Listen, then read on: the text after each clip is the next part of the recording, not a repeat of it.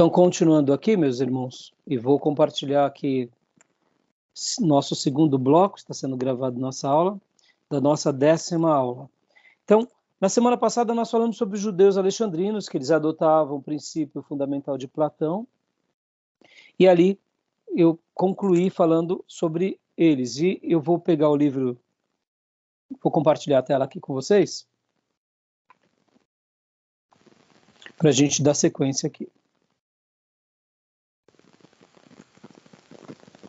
Vamos lá.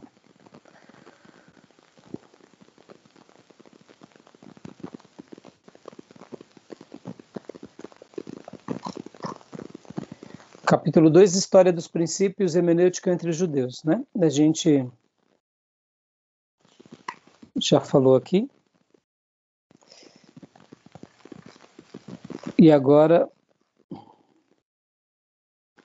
os judeus de alexandrinos, falamos semana passada. E agora a gente já vai dar um pulo para os caraítas no ano 800 depois de Cristo. Olha só que interessante. Esta seita, denominada por Farrar como os protestantes do judaísmo, foi fundada por Hanan ben Davi por volta do ano 800 depois de Cristo. Tendo em vista suas características fundamentais, podem ser consideradas como descendentes espirituais dos saduceus. Representam um protesto contra o rabinismo, que foi parcialmente influenciado pelo maometismo. A forma hebraica da palavra caraítas é Bene Mikra, filhos da leitura.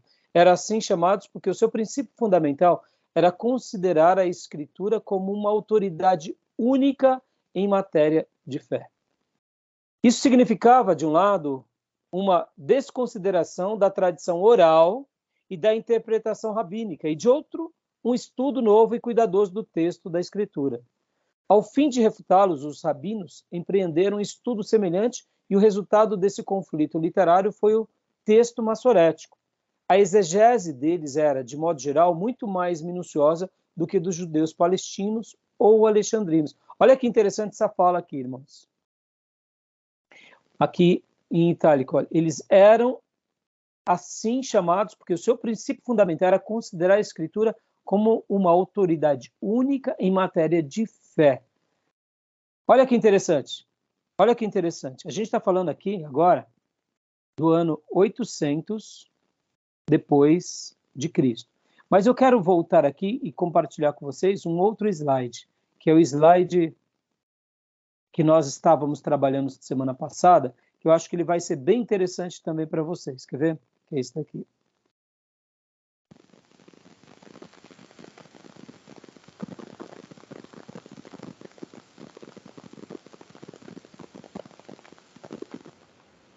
É esse slide aqui. A segunda parte. Olha que interessante. Fazendo uma breve recapitulação, bom, nós vimos o porquê estudar hermenêutica, os judeus palestinos, a gente já trabalhou um pouco sobre eles, os judeus alexandrinos, falamos sobre a alegorização, olha aqui, do ano 20 antes de Cristo ao ano 54 depois de Cristo, Filo, acabamos de tratar sobre ele, e agora a gente foi, lembra, para a escola alexandrina no século III. Falamos um pouco na semana passada sobre Clemente de Alexandria, que ele viveu do ano 155 a 216. E aí até demos aqueles exemplos, lembra do principal exemplo que eu falei para vocês, do bom samaritano? Paramos aqui, né? Lembram? Essas comparações e tal. E até mencionei que nós, que temos uma tradição da escola de Antioquia, nós olhamos para a escola de Alexandria com certo desdém. E eu sei que realmente havia alguns exageros. Mas, ao mesmo tempo, também, na escola de Antioquia, também tinha exageros. E nem por isso a gente vai ficar destacando os exageros, mas a gente destaca os exageros porque, de fato, como há eu diria, uma disputa e uma polarização entre essas duas escolas, então, sempre aconteceu um pouco disso. Mas olha só que interessante agora. A escola de Antioquia, olha só, nesse slide, é bem interessante, eu quero que vocês prestem bastante atenção nisso daqui, ó. Os representantes mais conhecidos da escola de Antioquia são Teodoro de Mopsuestia, que está no ano 428 depois de Cristo, ele era um exegeta, e João Crisóstomo, no ano 407 depois de Cristo, que era um orador. Nos livros de história da igreja, João Crisóstomo, ele tem um apelido. Ele era chamado Boca de Deus ou Boca de Ouro. Ele era um grande pregador. Ele era uma pessoa que influenciava muito as pessoas na oratória. E eles eram da escola de Antioquia. Agora, olha que interessante, guarda isso. Ano 428, 407. E aqui nós falamos da escola de Alexandria, Clemente de Alexandria, no ano 155 ao ano 216, ou seja, na virada do segundo para o terceiro século. E aqui já é da virada do quinto século para o sexto século. Então, olha que interessante. Por que eu estou falando isso? Lembra que eu falei com vocês, irmãos, que essas escolas, elas existiram e coexistiram durante muito tempo. Vários séculos. Não havia uma tensão assim, necessariamente. Lembra que eu falei? Na minha opinião, eles se completavam. Estão entendendo, irmãos? Na minha opinião, eles se completavam. Depois, lá por volta do sexto século, ou seja, ano 500 e pouco, quinto século, ano 400 e pouco, é que começou a ter o quê? Essas influências de outros ensinos entrando na escola de Alexandria, e aí onde começaram então a ter uma certa disputa maior. Tudo bem até aí? Por que eu estou falando isso? O texto do livro que a gente acabou de ler, lá do livro do Louis Berkhof, falando sobre os caraítas, é ano 800. É uma corrente entre os próprios judeus. Entre os próprios judeus, os caraítas, que são os filhos da lei, filhos da leitura, aliás, eles tentam trazer o quê? Uma nova leitura para o próprio povo judeu, aonde eles estavam seguindo muita tradição oral e eles tentam o quê? Fazer com que a autoridade das escrituras fosse a sua única regra de fé e prática. Olha que interessante, sempre vai haver um movimento novo tentando restaurar o povo de Deus em algum período da história. E geralmente esses grupos sempre vão trazer o quê? A palavra de Deus como seu livro de regra e de fé e de prática. Estão entendendo?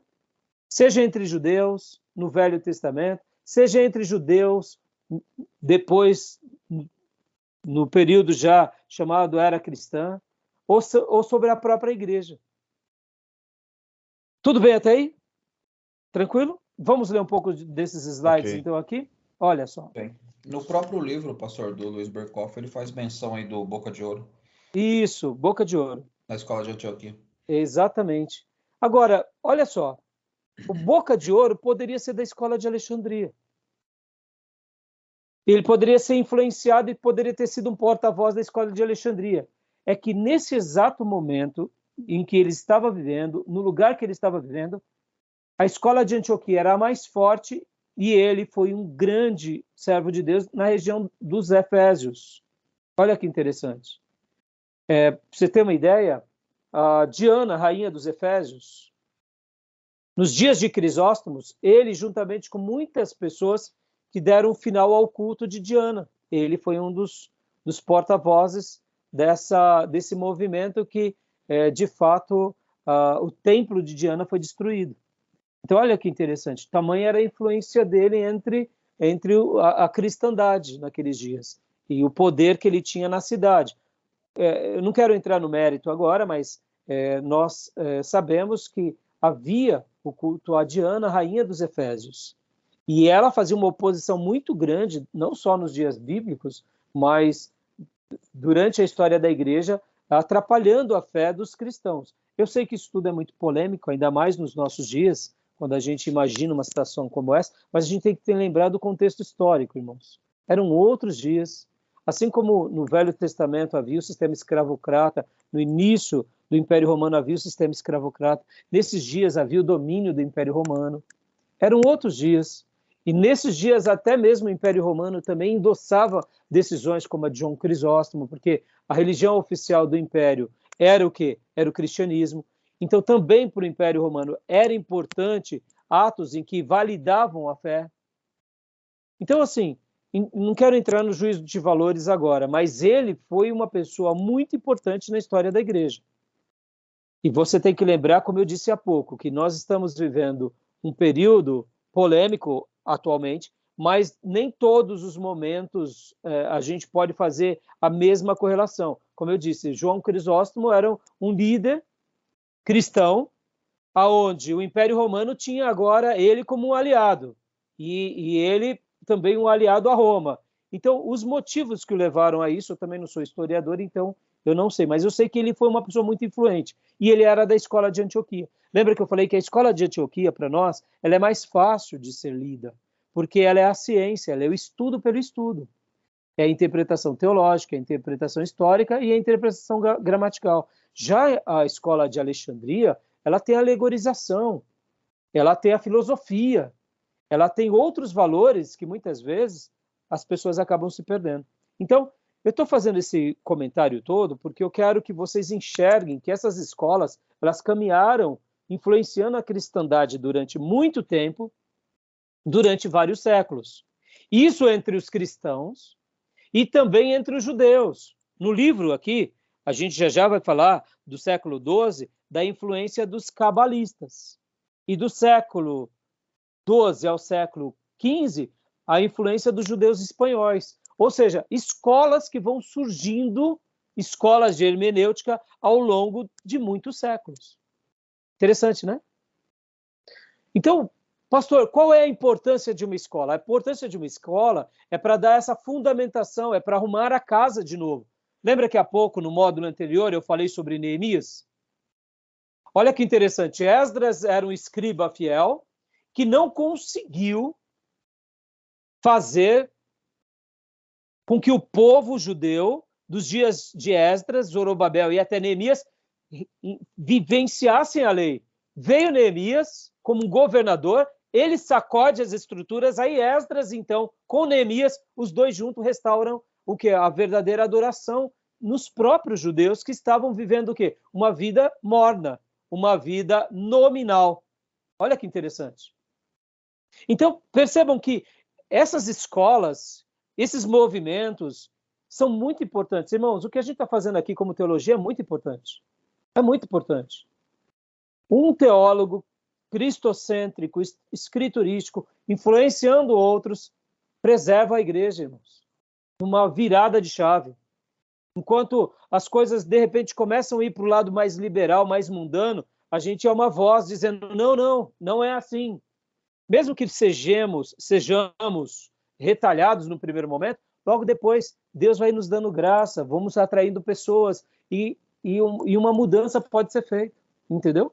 Então é muito interessante essas coisas. Estão entendendo, irmãos? Tá bom? Então vamos ler aqui os slides? Amém. Vamos lá? Leia para nós, pastor Johnny. Dá para ler? Está bem pequenininho, né? Pedi justamente para o senhor consegue ampliar mais, não? Não consigo. Esse daqui é o slide. Ou se o Gil quiser ler também. Não, vamos tentar aqui. Escola de Antioquia.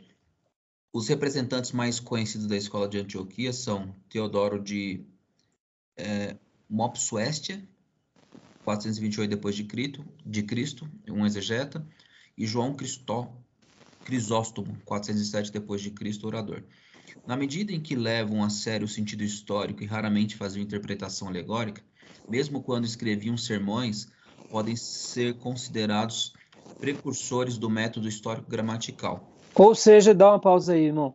Já que eles tinham esse cuidado com a história e esse cuidado com a questão gramatical, eles acabaram fazendo uma escola, ou seja, os discípulos dele, quando iam fazer os seus sermões, quando iam para as suas pregações, lembra que eu falo que a pregação ela é artística, ela é ciência, ela é estudo, mas a maneira em que você se comunica, isso está na pessoa.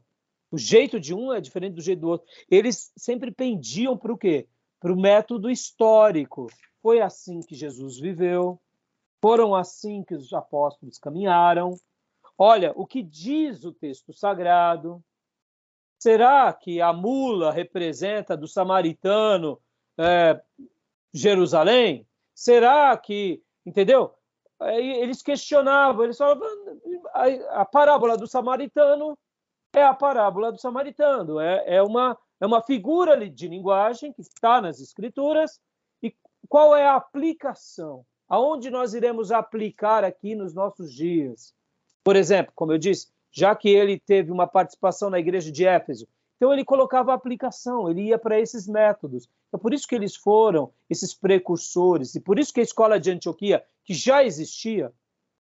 Irmão, não esqueçam, lembra que na aula de geografia nós falamos que havia a escola de Alexandria e a escola e a Universidade de Antioquia e a Universidade de Tarso. Todas elas tinham influências gregas. E por que somente Alexandria continua o método alegórico? Naturalmente, aquela questão de pensadores. Podem ver, irmãos, eu sei que eu estou influenciando vocês. Vocês estão pensando mais como o pastor Raimundo. A maneira em que vocês farão igreja e teologia será uma maneira mais voltada ao Batista Nacional. Por quê? Porque eu fui treinado por uma escola Batista Nacional. Eu tive o pastor José, eu tive o pastor Maurício, eu tive o pastor Zezinho, Zé Ribeiro Neto, eu tive o pastor Paulo, que foi o meu grande mentor. Ou seja, eu penso mais como eles. E como eles pensavam, e principalmente o doutor Paulo e o doutor pastor Ernesto Onini, que foram as minhas grandes balizas e são os meus grandes referências. Eles são batistas brasileiros. Então eu sei que eu penso mais como um batista brasileiro.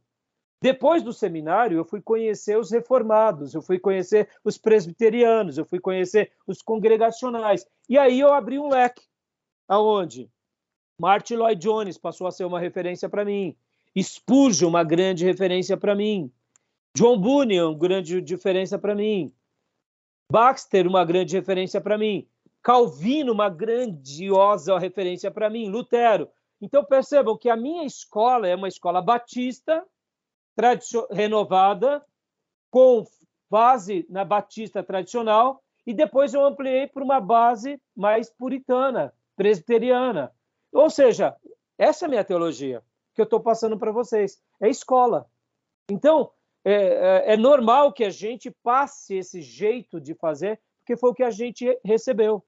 Como que vai ser daqui a 10 anos? Eu espero pegar tudo isso que já cresci, ampliei, e unindo outras escolas. Uma escola, quem sabe, oriental, da Coreia do Norte, uma escola, quem sabe, alemã, mas não sei se eu vou ter tempo de fazer isso, mas quem sabe eu aprimoro o meu leque para formar os meus futuros alunos. Eu quero aprimorar aquilo que eu acho que é bom, e o que não é, eu vou jogando fora, né? Lembrando que todo servo de Deus deve carregar consigo duas coisas, uma maleta de preciosidade e um outro lado de sacos descartáveis. O apóstolo Paulo disse o quê? Ouça tudo e retenha o que é bom. Quando eu vejo que é algo bom, eu coloco na maleta de preciosidades. Quando eu vejo que é uma porcaria, eu jogo lá no lixo de saco descartável e boto no lixo. Isso daqui não é bom para mim, não quero para mim, nem para o meu povo, nem para os meus alunos. Entendeu? Então, eles eram esses influenciadores. E por isso que a escola de Alexandria, com eles, ganha esse brilho, ganha essa graça. Nesse período, que é o século V aqui,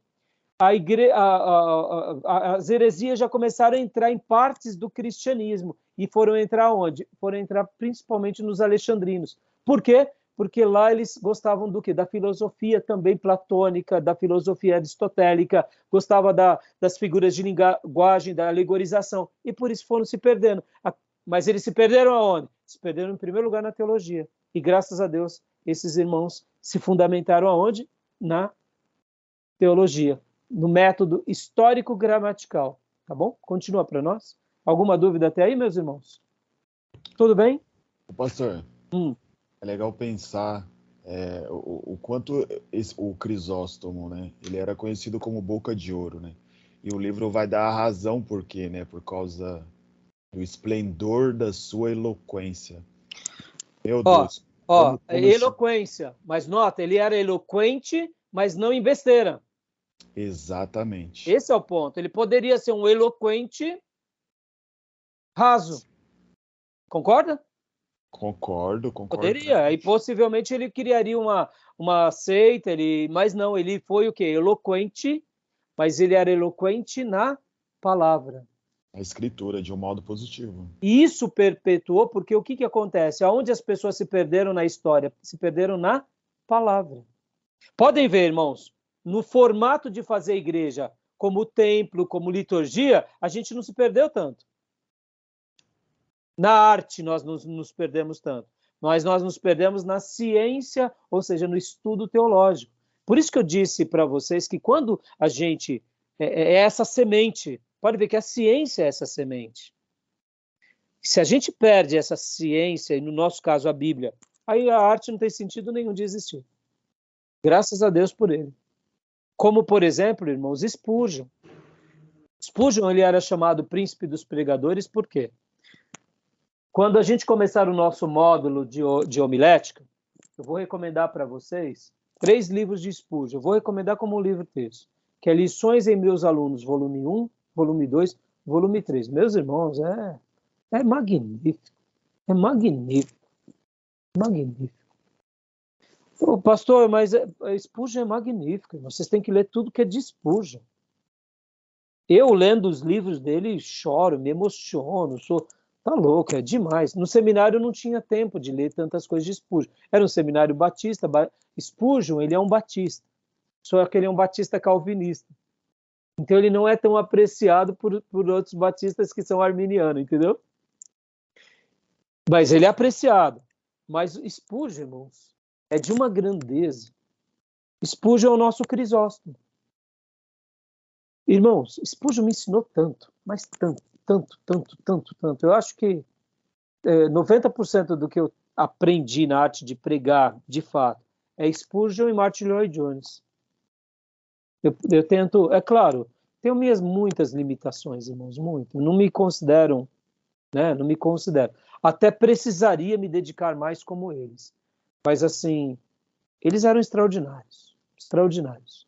Na sua devoção, na sua piedade, na sua fé, no seu estudo e na expressão artística. Certa ocasião, Spurgeon estava pregando e ele dizia assim, enquanto eu pregava, é mais ou menos assim, tá, irmãos? Eu não sou bom, irmãos, eu tenho um limite. Eu não sou bom para decorar as palavras exatamente. Eu decoro a ideia. Sabe assim a ideia? A ideia. Isso eu não esqueço. Posso errar a construção, usar o termo, posso até dar uma exagerada, sabe? Uma hipérbole. Ou quem sabe uma resumida para mais pobrezinho, o oposto da hipérbole, o Antônio da hipérbole. Mas assim, ele estava pregando e ele disse o seguinte, que enquanto ele pregava, ele tinha que tentar lembrar do próximo ponto, mas ele viu uma criança andando no púlpito, havia uma lamparina muito quente fritando a cabeça dele, enquanto alguma coisa acontecia diante do casal e a luz estava fraca. Então, e aí ele começa a relatar aquele momento da pregação dele para os seus alunos, dizendo as dificuldades da oratória. Porque muitas vezes a gente está pregando, como agora, por exemplo, estou dando uma aula, eu preparei essa aula, fiz uma lição de casa, mas é um momento vivo, é dinâmico. Mesmo que você faça um laboratório anterior, você não consegue, pelo menos eu não sou um artista, podem ter pessoas que decoram o texto, eu acho isso, eu fico assim, com boca aberta. Como pode uma pessoa decorar as palavras do texto ipsis literis? Eu gostaria de ter essa competência. Admito, irmãos. Até porque eu escrevo muito. E eu gostaria demais da conta. Porque aí eu com certeza não esqueceria, mas eu uso muito do improviso. Então eu faço toda a minha lição de casa, escrevo tudo. Por exemplo, o sermão que eu vou pregar domingo, eu rascunhei no meu caderno hoje. Rascunhei no meu caderno. Veio umas ideias, eu falei, puxa vida, já fui lá, peguei o caderno e rascunhei. Aqui.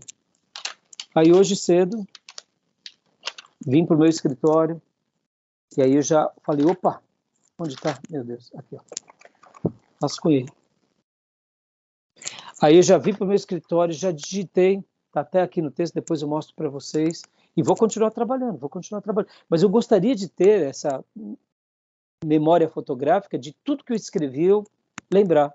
Porque tem vezes que eu esqueço aquelas frases, por isso que eu vou com o meu esboço sempre, para eu tentar lembrar. Porque muitas vezes me vêm umas frases muito lindas, e aí eu esqueço. Mas voltando. Então, Spurgeon, o que ele estava dizendo? Ele estava dizendo a dinâmica da mensagem, dos desafios que o pastor tem. Aí, de repente, ele fala, e bater uma janela, e como que eu ia lembrar do que eu estava falando? Ou seja, e aí, olha só, nas lições de Spurgeon, só para voltar e dar a palavra para você continuar falando de João Crisóstomo. Ele dava essas lições para os alunos dele, mostrando, olha como é nobre, como é difícil e como é desafiante um pregador. Ao mesmo tempo, Spurgeon, ele vai dar detalhes, por exemplo, Jill e pastor Johnny, na arte de pregar, como, por exemplo, fazer gargarejo antes da oratória. Vocês já fizeram gargarejo antes da pregação? Já. Já fizeram aquecimento vocal? Aquecimento vocal já fiz. Mas não é comum, não. Entendeu?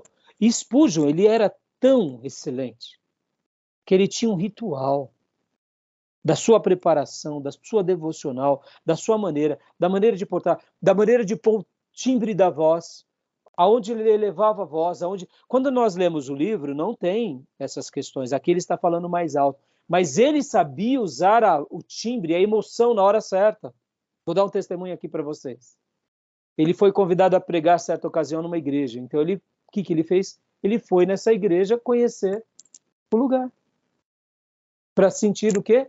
A acústica. Não tinha microfonia, irmãos. Quem já foi convidado a pregar numa outra igreja e você foi ver os instrumentos, o microfone? Você já foi fazer isso? Eu nunca fui. Olha o zelo de Spurgeon, irmãos. Tudo bem, naqueles dias a voz precisava ser ouvida e ser imposta de outra forma. Hoje a gente tem o auxílio dos microfones. Então, quer dizer, você pode até ter uma voz, um timbre mais fraco, que o rapaz lá vai ajustar. Mas olha o que ele fez. Então, ele foi nessa igreja e chegou nessa igreja, ele disse assim, virou para um lado e gritou, ele é o Cordeiro de Deus, que livra o pecado do mundo, que tira o pecado do mundo. Olhou para o outro lado, ele é o Cordeiro de Deus, que tira o pecado do mundo. E disse ali por várias vezes. Agradeceu o pastor e foi embora. Voltou no dia certo que ele estava para pegar, pregou. Depois de algum tempo, chegou para ele um irmão e falou assim, olha, eu me converti, pastor. Eu sou daquela igreja que o senhor foi pregar. E ele disse, mas não teve nenhuma pessoa que fez decisão no dia que eu preguei? Aí ele disse, não só no dia que o senhor foi pregar, mas eu estava no telhado, no dia que o senhor foi visitar a igreja. E quando o senhor disse, ele é o Cordeiro de Deus que tira o pecado do mundo, aquelas palavras entraram como uma flecha no meu coração. E a partir daquele dia eu me converti. Oh, meus irmãos, isso daqui, por isso que eu digo para vocês que eu amo os puritanos. Olha, cada coisa. Olha o zelo de conhecer o lugar. Whitefield, quando ele ia pregar num certo lugar, ele olhava o monte, ele olhava o que lado está o vento, que era no Gogó, ele e o Wesley. Esses homens são gigantes, a gente tem que estudar eles a vida toda, meus irmãos. Está entendendo? Crisóstomo, boca de ouro. Agora, tudo isso também aliado ao que? A palavra. E aí, Deus tem compromisso com a palavra. Entendeu? Quer falar mais alguma coisa, Dil? Não, pastor, era isso. Só tinha ficado bem impressionado com esse termo. Então, é isso aí. Que Deus Glória a faça Deus. de nós bocas de ouro. Boca de ouro, exatamente. Em nome de Jesus. Continua, pastor Johnny. Amém, vamos lá. A abordagem de João Crisóstomo sobre 1 Coríntios 3:2, não da letra, mas do espírito. Veja, de novo, outra diferença. E aí, não era a lei espiritual? Como diz ele que... Desculpa, tô conseguindo entender ali. Sim. Como diz ele que sabemos que a lei é espiritual? Aí, Romanos 7:14, né? Ok. Espiritual, sim, mas sem conceder um espírito, pois Moisés portava não um espírito, mas letras. Nós, porém, fomos encarregados da outorga de um espírito.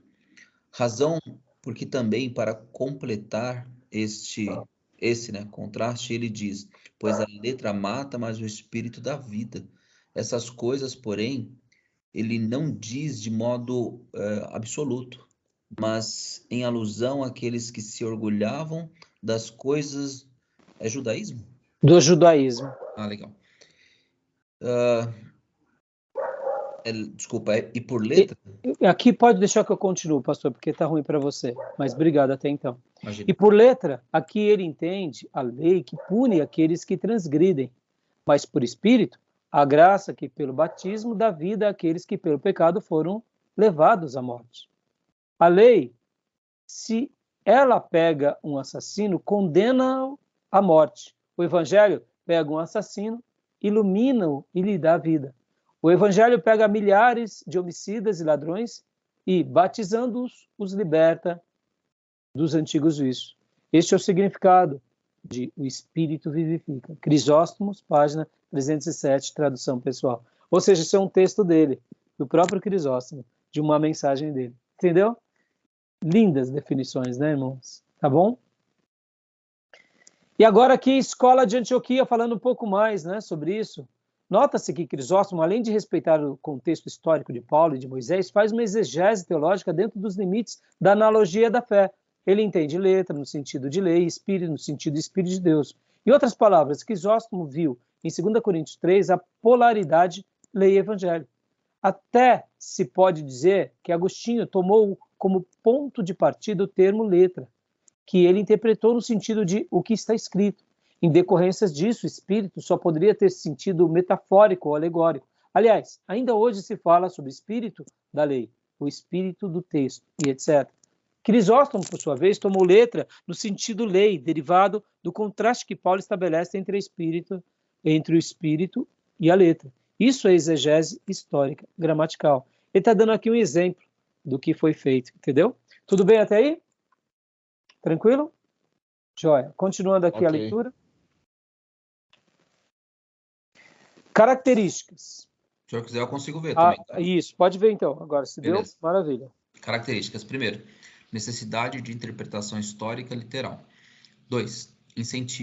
Incentivavam o estudo das línguas bíblicas originais, grego e hebraico. 3. Redigiram comentários das Escrituras. 4. O elo entre as Escrituras no Antigo e no Novo Testamento era a tipologia e não a alegorização. Interpretação literal incluía linguagem figurada.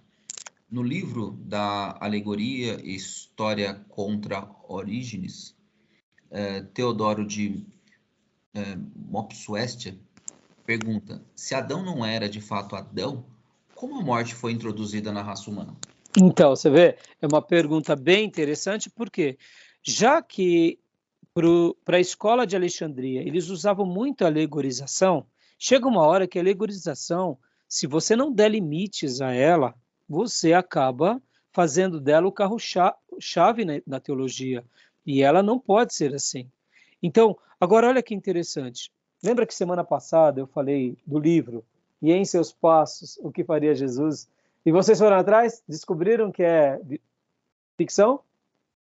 Nem precisou, né? Mas depois vocês vão ver que é uma ficção. É consenso, viu, irmãos? É consenso isso. Mas olha, é uma ficção tão maravilhosa. Lembra que eu falei também do Peregrino? Sabe qual outra obra também que segue a mesma linha, só que não se perdeu? Que eu não disse, mas estou dizendo agora? As Crônicas de Nárnia. C.S. Lewis, fazendo as suas obras, tanto a Crônica de Nárnia como a Carta do Diabo ao Seu Aprendiz, são pura ficção. Pura ficção. Mas são ficções que foram criadas com muita teologia. Então, todo tipo de alegorização, quando ela está fundamentada nas Escrituras, nenhum problema.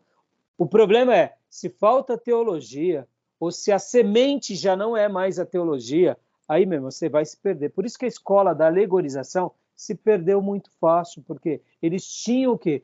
Além da teologia, eles tinham a filosofia, eles tinham uma construção mais dualista. Aí pronto, irmãos, aí se perderam por isso. Por isso que aqui nessa fala, né, de Teodoro de Mopsuestia, ele falou, olha, se Adão de fato não era Adão, como a morte então foi introduzida na raça humana? Tipo assim, toma cuidado, a alegorização, ela pode... Você quer usar Adão como um tipo, tudo bem, mas quando você pega e começa já a fazer aquilo que a Bíblia está trazendo como literal, você começa a usar de alegorização, aí você deturpa o texto, né? Tudo bem até aí, irmãos? Tranquilo? Beleza? Tudo bem. Vamos lá, continuando. Aí, vamos lá para o livro agora. Deixa eu parar um pouco essa gravação aqui. Deixa eu parar aqui. Olha que interessante. Vamos mudar aqui a tela. Vamos para o livro texto.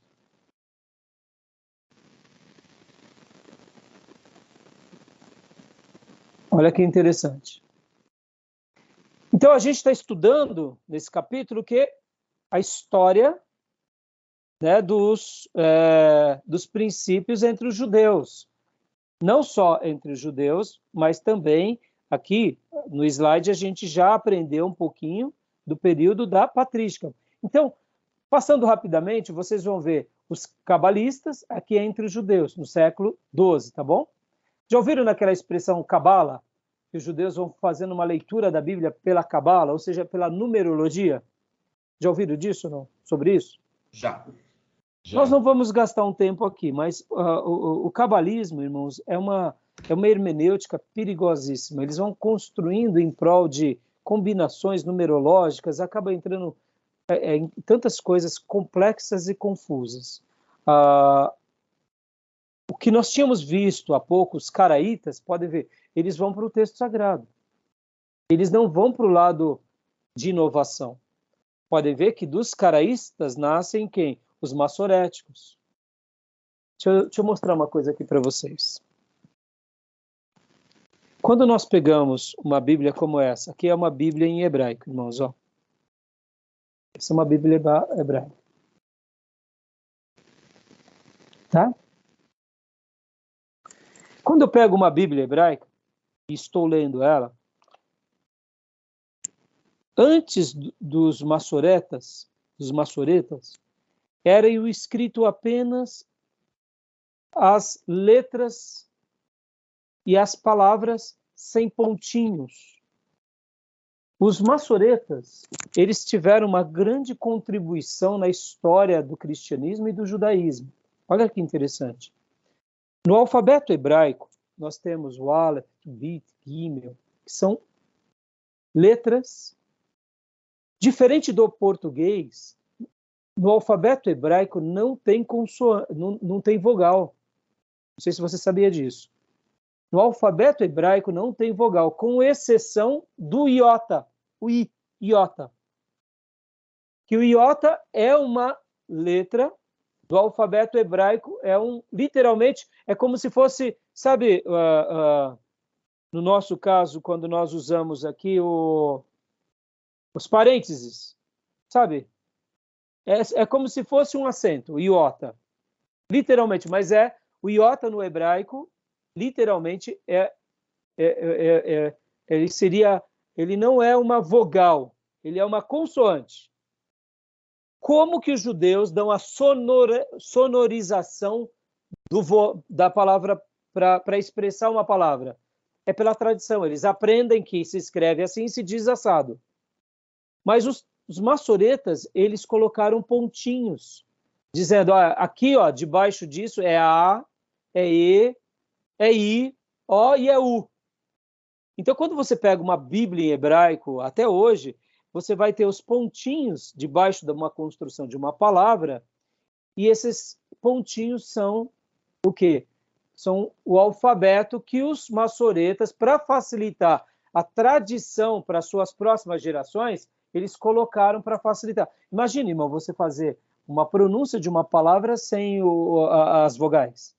Mas existem muitos alfabetos isso, entendeu? É curioso, né? Tetragrama, né? Isso, exatamente. O próprio nome de Deus, o tetragrama, como que se pronunciava? Se perdeu. Porque era uma tradição, já que era um nome falado com muita reverência, foi se perdendo. E até hoje não se sabe direito qual é a pronúncia exata do nome de Deus. Deduzimos, mas nós não sabemos com exatidão. Se tivesse as vogais que os maçoretas criaram, então a gente saberia a pronúncia correta. Outra coisa, a divisão de versículos, capítulos. Os maçoretas deram uma contribuição muito grande para esse tipo de construção na história da igreja. Não sei se vocês sabem, mas antigamente você não tinha, o livro Isaías não tinha capítulo 1, 2, 3. Eram textos, rolos, que davam a sequência. Assim também era o Novo Testamento. O Evangelho de Mateus, por isso que quando havia uma citação, por exemplo, Jesus dizendo, porque disse o profeta Jeremias, ou porque disse Isaías, ele não coloca em que capítulo, porque ele só pega a ideia e faz a citação do texto direto. Aonde está? Está lá em Isaías. Em qual parte? Lá no pergaminho, na tal parte. Você concorda que essa facilidade nos deu o quê? Nos deu direcionamento, até na nossa pesquisa. Quando nós, Escola de Alexandria, estamos estudando, onde está, irmão? O que você está falando? Lá está, lá em Jeremias. Lembra que na semana passada nós ficamos falando sobre dobrar o monte, né? Dobrar o cimo.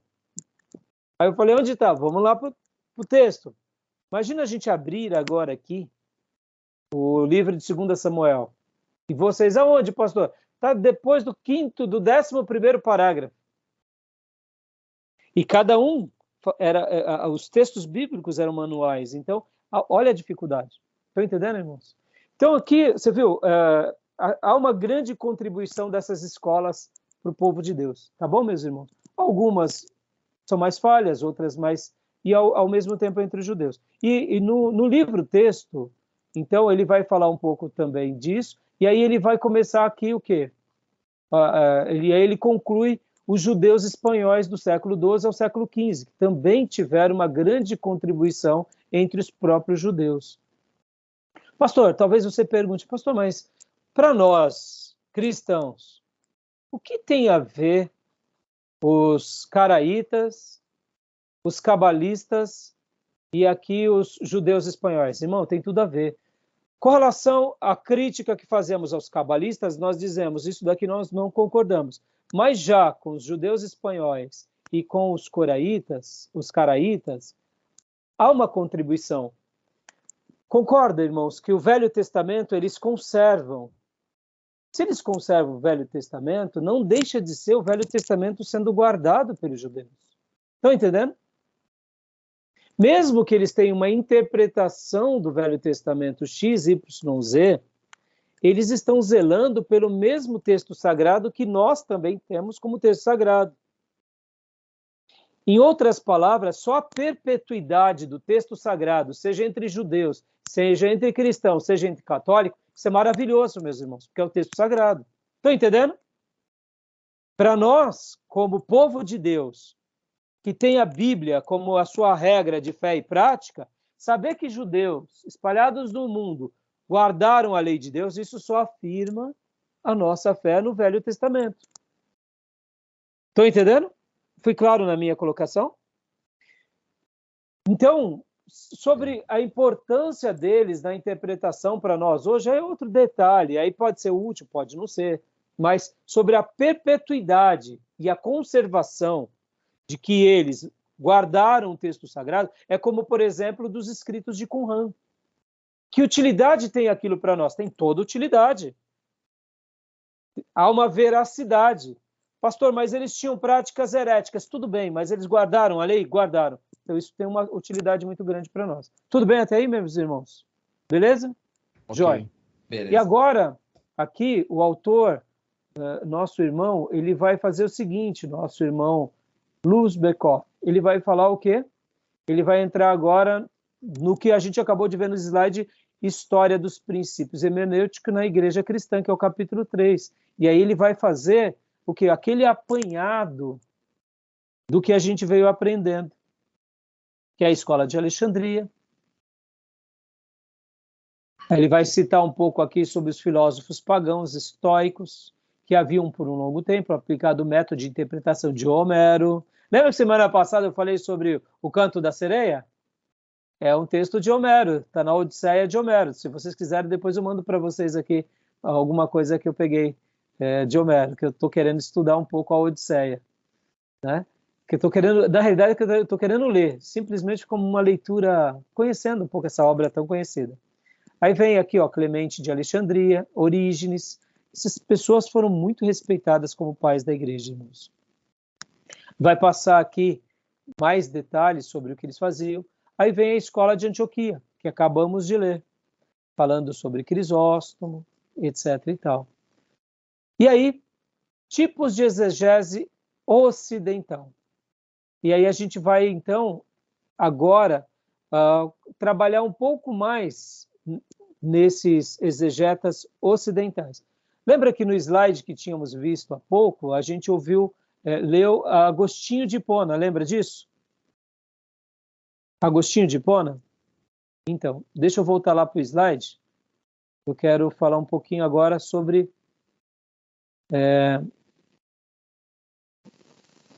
aqui. Vamos falar um pouco sobre a escola medieval. Vamos ler os slides, depois a gente vai para o livro-texto, tá bom, meus irmãos?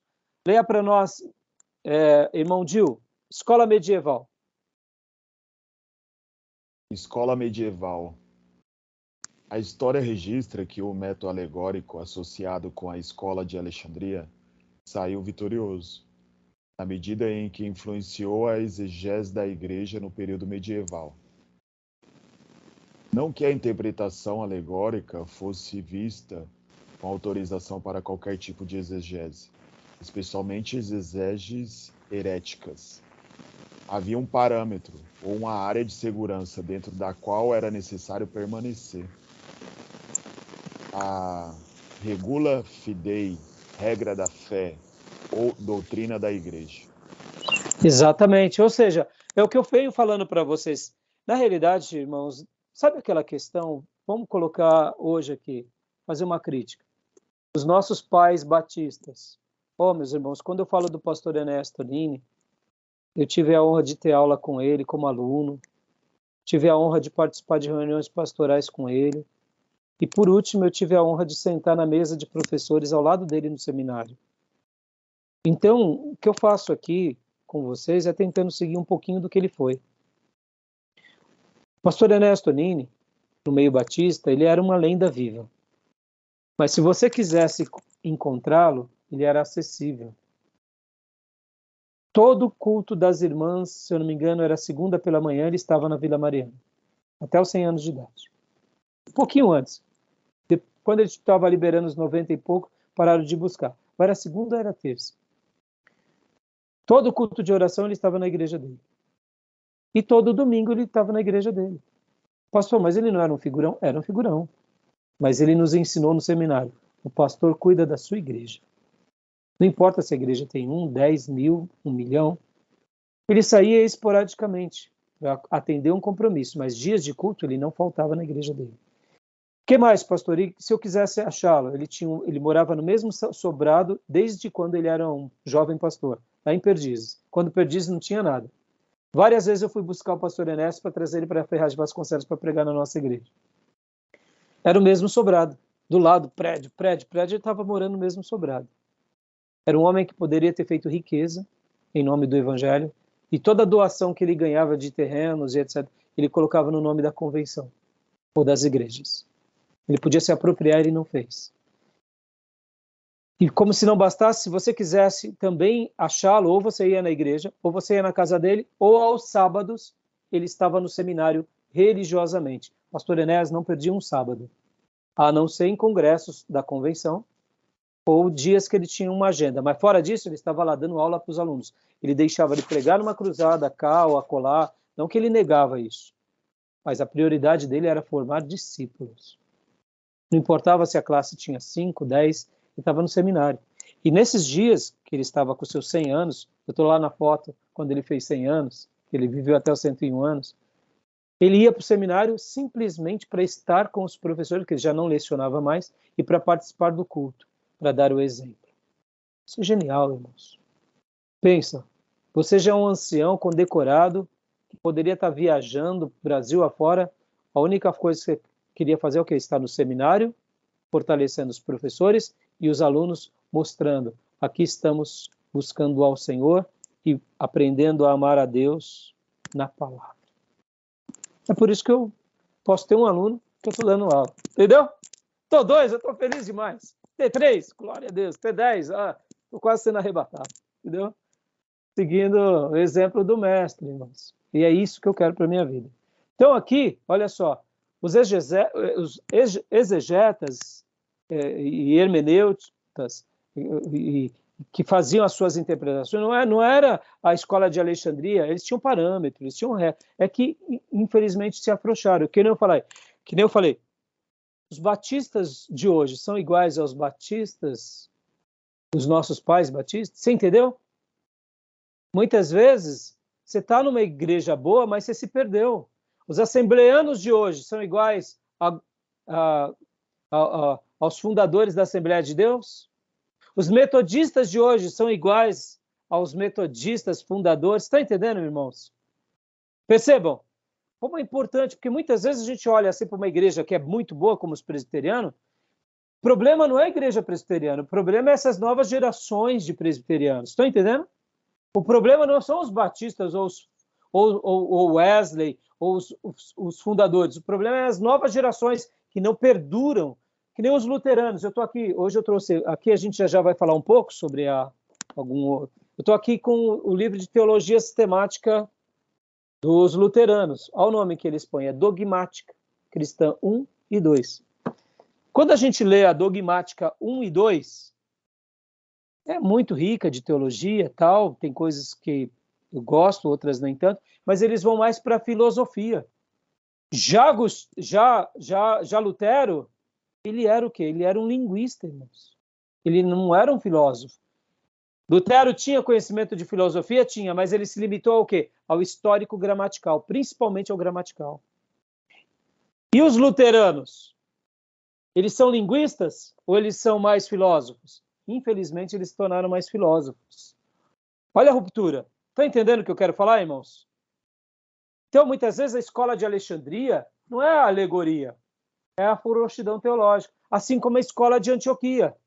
Se a gente não se mantiver numa teologia unida à vida, meu irmão, você pode ser o que for, você vai ser um liberal, entendeu? Cabeça cheia e coração vazio, tá bom? Beleza? Vamos continuar lendo aqui o slide? Não, vamos parar essa gravação, irmãos, para a gente abrir uma última para a gente encerrar nosso módulo, tá bom? Beleza? Tem alguma pergunta? Não, ok, pastor. Também ok? não. Tá bom, vamos parar essa gravação.